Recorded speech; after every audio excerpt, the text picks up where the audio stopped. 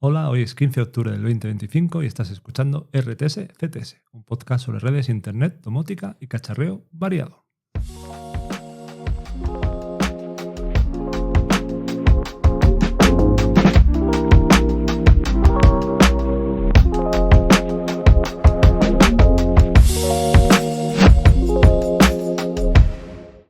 Y hoy os vengo a hablar de las direcciones IPv6 o IP versión 6, que es algo que probablemente estéis usando y no sabéis qué son ni el porqué de que existan.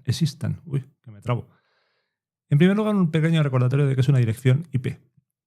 Una dirección IP es una dirección del protocolo de Internet, de ahí vienen las siglas IP, que permite que nuestros dispositivos estén localizables, estén, digamos, localizados en la red para que el tráfico que mandamos y que recibimos, que mandamos de nuestro móvil a un servidor de Netflix, por ejemplo, sepamos llegar al servidor de Netflix y el servidor de Netflix o servidores de Netflix sepan llegar a nuestro teléfono.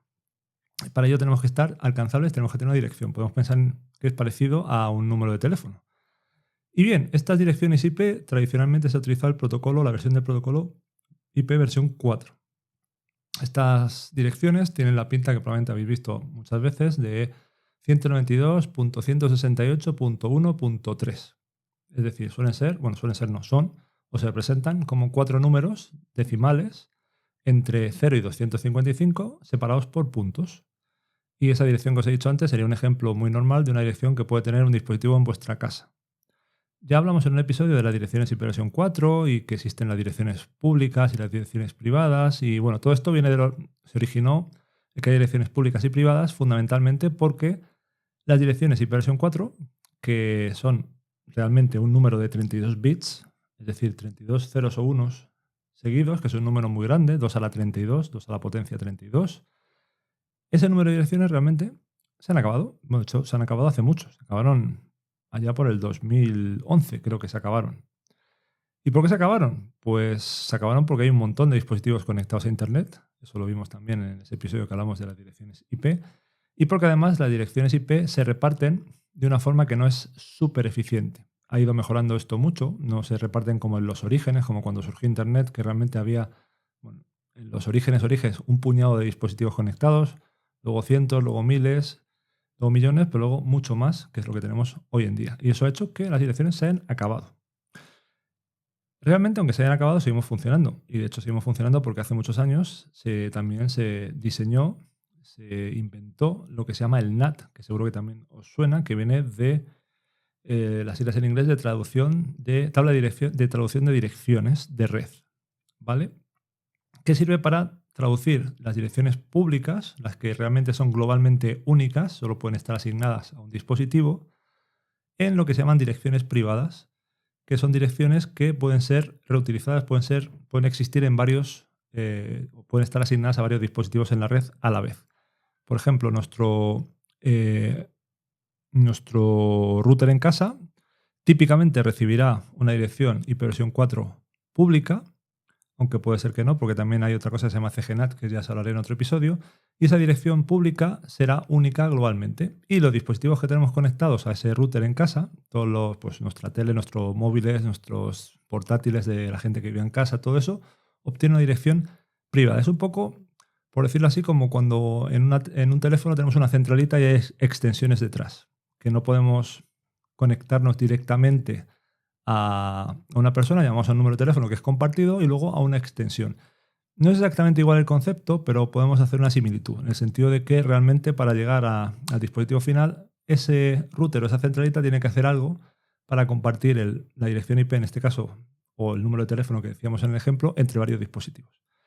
Eso tiene ciertas desventajas, complica algunos mecanismos de conexión y hace que se rompa lo que se denomina el principio extremo a extremo, de conectividad entre un origen y un destino sin que haya intermediarios en medio que transformen los paquetes de la comunicación. Porque tocar los paquetes, que es algo que tiene que hacer un NAT para poder funcionar, porque al final estamos compartiendo la dirección entre varios dispositivos y las direcciones que ve el dispositivo en el extremo no son las direcciones que ve el otro dispositivo, porque han tenido que ser traducidas, modificadas por ese dispositivo que implementa el NAT, que suele ser el router de nuestra casa. Si vamos a ese ejemplo, que lo que hace es traducir de la dirección, esa 192, 168, etcétera, que tenemos en nuestro dispositivo en casa, a la dirección pública que tenga asignado el router de nuestro operador. De forma tal que el destino con el que hablamos ve la dirección de nuestro router, a pesar de que estamos hablando con un dispositivo que está detrás del router, que traduce las direcciones de los paquetes que envía y de los paquetes que recibe.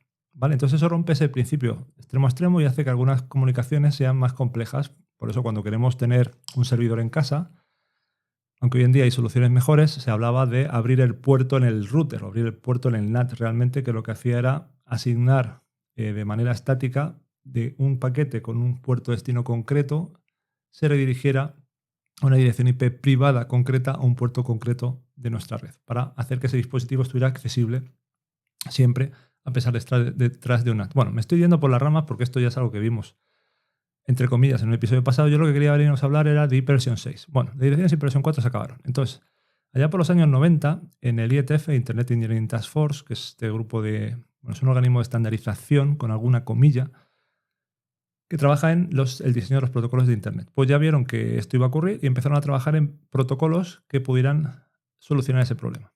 Una versión, ¿vale? Y eso es lo que terminó siendo ipv 6. Es un protocolo, una versión del protocolo que cambia significativamente ipv 4. Los principios se mantienen, es un protocolo de nivel de red, entrega sin garantías, hace lo que puede por llevar los paquetes, comunica sistemas o nodos de la red y utiliza direcciones. En este caso, direcciones de 128 bits de longitud, es decir, 2 a la 128, que creo que son como 340 sextillones de direcciones, que si pudieran ser asignadas de manera libre, tampoco es así el caso, también hay que asignarlas en sus redes y eso genera una pérdida de eficiencia en cuanto al uso de las direcciones. Podríamos direccionar cada grano de tierra, de arena, de todas las playas de la Tierra, del planeta, y nos sobraría, ¿vale? Para que os hagáis una idea del número de direcciones que tiene. Es decir, es un número que no se espera que se vaya a acabar nunca o en el futuro muy cercano. A pesar de que, bueno, ya os digo que cómo se reparten las direcciones, cómo se divide, se estructura una dirección ipv 6 hace que se pierdan muchas por el camino, pero también hace que sea muy fácil o más fácil hacer cierto tipo de cosas que como se hacían en ipv 6. Por el hecho de que, por ejemplo, tener una dirección duplicada en la red es mucho más difícil que en ipv 4. En ipv 4, en un escenario normal hay veces que queremos permitir que un dispositivo sin necesidad de soporte en la red sea capaz de elegir una dirección y ponerse a usarla para ver qué otros dispositivos hay en su entorno y poder comunicarse, por ejemplo, a lo mejor un altavoz, ese tipo de escenarios domóticos. Eso en ipv 4 era muy difícil. Bueno, era más difícil porque hay más probabilidades de que la dirección que elija un nodo, un dispositivo, ya esté siendo usada. En ipv 6 es mucho más complicado y esto hace que otro tipo de mecanismos también se hagan más sencillos. Bueno, el caso es que estas direcciones ipv 6 son direcciones que ahora, para representarlas de una forma legible para el humano, en ipv 4 dijimos que eran 4 puntos decimales entre 0 y 255, 4 números, perdón, separados por puntos. En ipv 6 ya estamos hablando de conjuntos de 4 cifras en hexadecimal que van del 0 a la letra F, 0, 1, 2, 3, 4, 5, 6, 7, 8, 9, A, B, C, D, E, F. Grupos de 4, 8 grupos de 4 de esos grupos, separados por 2 puntos. Entonces estamos hablando de direcciones mucho más largas que obviamente no tenemos que recordar. Las ipv 4 tampoco deberíamos tener que recordarlas, pero es más sencillo. En ipv 6 tenemos que usar otros mecanismos, a pesar de que también hay trucos para hacer más cortas esas direcciones, pero así siguen siendo muy grandes. ¿Con ipv 6 qué ganamos? Ganamos, pues por un lado, tener muchas más direcciones, no tener el problema de tener que utilizar NATs, de simplificar un poco el diseño de la red, conseguir el principio extremo-extremo y hacer que varios protocolos, por ejemplo, cosas de seguridad, sean más sencillas que hacer que en ipv 4. ¿Qué ganamos? ¿No va a ir más rápido Netflix? No. Pero sí conseguimos ese tipo de ventajas adicionales en cuanto a la funcionalidad. Y una pregunta que os podéis hacer es, bueno, yo estoy usando ipv 6, ¿esto se está usando? Bueno, el despliegue está tardando mucho porque no es una cosa que podamos introducir, no es algo que sea sencillo de apago y enciendo, apago todo ipv 4 y enciendo ipv 6, no, eso no va a pasar nunca. Lo que estamos haciendo es coexistir. En muchos entornos, por ejemplo, el entorno de las redes móviles, hay un despliegue ipv 6 ya bastante significativo. Vuestro móvil probablemente obtiene una dirección ipv 6 y eso le permite conectarse de manera nativa a muchos servicios. Hay muchos servicios de grandes como Google, etcétera, que ofrecen sus servicios en IPv 6 y en IPv 4. Entonces, si tenemos una dirección IPv 6, nos conectaremos por IPv 6. Esa suele ser la preferencia de la mayoría de los terminales, los sistemas operativos, y si no, utilizaremos IPv 4. En cuanto a porcentaje de despliegue, pues se estima que el 70 al 80%, bueno, 60-70% del tráfico puede llegar a ser ya IPv 6 en algunos entornos.